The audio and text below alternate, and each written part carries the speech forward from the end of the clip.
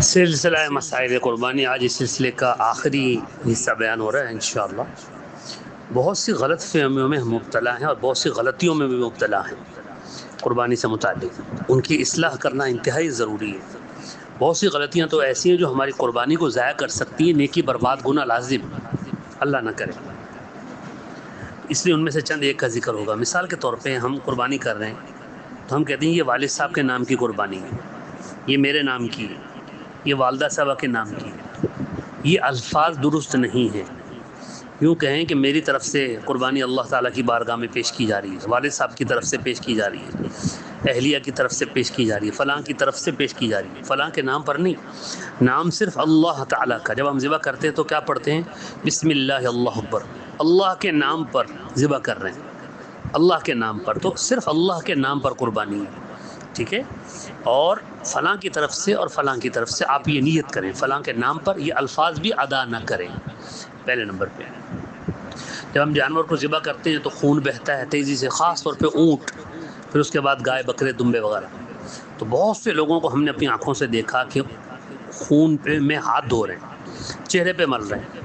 بہت سے لوگوں کو ہم نے دیکھا کہ اونٹ کو نہر کیا، تیزی سے خون گر رہا ہے، فوارے کی طرح بھاگ بھاگ کے جو ہے نا بالٹیاں اٹھا لائے، دیگچیاں اٹھا لو، خون بھر رہے ہیں۔ کیا کر رہے ہو بھائی؟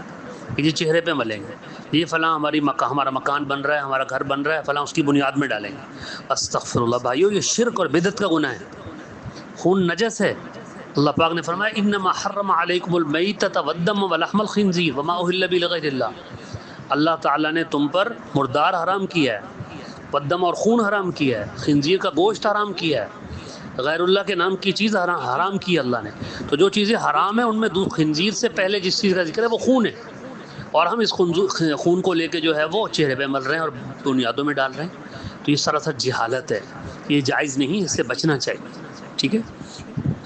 اچھا، تیسرا نمبر ہے، بہت سے لوگ یہ کوتاہی کرتے ہیں کہ طاقت نہیں ہے، قربانی ان پہ واجب نہیں ہے، یہ شرما شرمی کی وجہ سے قربانی کرتے ہیں کہ لوگ کیا کہیں گے۔ تو بھائی اس کا مطلب آپ کی نیت تو محض دکھلاوے کی بن گئی، جس سے آپ نے اپنی فیملی کے حقوق بھی ضائع کیے۔ جب آپ پہ واجب نہیں ہے اور گنجائش بھی نہیں ہے تو آپ کے اوپر مسلط کر کے کہ لوگ کیا کہیں گے اس طرح سے قربانی کرنا شرعاً پسندیدہ نہیں ہے، ٹھیک ہے؟ آگے چلیں۔ بہت سے لوگ صرف گوشت کھانے کی نیت سے قربانی کرتے ہیں، اگر عبادت کی نیت نہ ہو تو ان کو ثواب بھی نہیں ملے گا، اور ایسے لوگوں کے ساتھ اگر اجتماعی قربانی میں کسی نے حصہ رکھا تو کسی کی بھی قربانی نہیں ہوگی۔ بہت سے لوگ یہ سمجھتے ہیں کہ گھر میں ایک قربانی ہو جانا کافی ہے، اس لیے لوگ ایسا کرتے ہیں کہ ایک سال اپنی طرف سے کر لی، ایک سال بیوی کی طرف سے کر لی، ایک سال بیٹے کی طرف سے، ایک سال بہو کی طرف سے، ایک سال مرحوم والد کی طرف سے، ایک سال مرحومہ والدہ کی طرف سے۔ خوب یاد رکھنا چاہیے گھر کے جتنے افراد ہیں جو صاحب استطاعت ہیں، جو مالدار ہیں، ان میں سے الگ الگ ہر ایک کی طرف سے قربانی کرنا واجب ہے۔ مثلا میاں بیوی دونوں صاحب نصاب ہے تو دونوں کی طرف سے 2 قربانیاں ہوں گی، بیٹا بیٹی صاحب نصاب ہے تو ان کی طرف سے بھی قربانیاں ہوں گی۔ ایک ہی قربانی کر کے پورے گھر کی طرف سے سمجھ لینا نادانی اور جہالت ہے، اس طرح سے جائز نہیں ہے۔ جس کی طرف سے ہوگی اس کی قربانی ہوگی، باقی جو صاحب استطاعت مالدار ہیں اور قربانی نہیں کر رہے وہ سب گناہ گار ہوں گے۔ بہت سے لوگ یہ سمجھتے ہیں کہ زندگی میں ایک دفعہ قربانی کر دی، بس خیال ہے ہو گئی، بس ہو گئی۔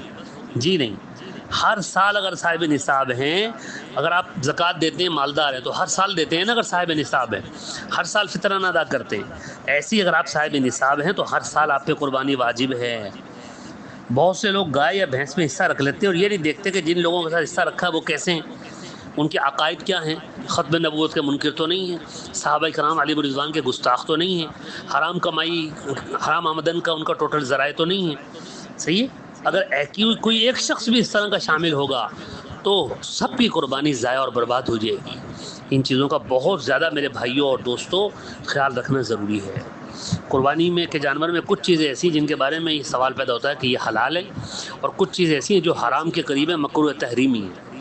کلیجی حلال ہے، صحیح ہے نا؟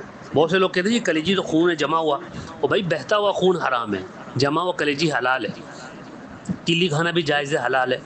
حلال جانور کے گردے وہ بھی جائز ہے، کھا سکتے ہیں۔ حلال جانور کی اوجڑی وہ بھی حلال ہے، بشرطے کہ اچھی طرف پاک و صاف کر لی جائے۔ حلال جانور کی اوجڑی مکروہ یا حرام نہیں ہے۔ جو چیزیں مکروہ تحریمی ہیں جانور میں ان کا ہم ذکر کر دیتے ہیں۔ 7 چیزیں حلال جانور کے مکروہ تحریمی یعنی ناجائز ہے ان کا کھانا۔ ان میں بہتا ہوا خون یہ حرام ہے۔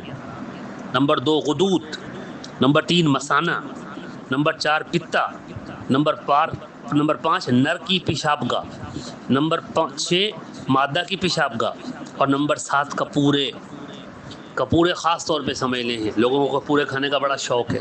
کپورے مکروہ تحریمی ہیں، ناجائز ہیں، حرام کے قریب ہیں۔ کچھ لوگ کہہ دیتے ہیں جی یہ تو بڑے مزیدار ہوتے ہیں۔ اچھا، کل کو کوئی کہہ دے خنزیر کا گوشت بہت مزیدار ہے تو کھا لو گے جی مزیدار ہے، یہ دلیل ہے اللہ اور رسول کے ہاں کہ جو چیز مزیدار ہو اس کو حلال سمجھ لو، جو مزیدار نہ ہو اس کو چھوڑ دو۔ تو ایسی احمقانہ باتیں نہ کریں۔ کپورے کھانا جائز نہیں ہے، یہ بات واضح ہے، اس سے بچنا چاہیے۔ ٹھیک ہے، اللہ پاک ہمیں دین کی سمجھ نصیب فرمائے۔ مزید مسائل آپ پوچھ سکتے ہیں۔ السلام علیکم۔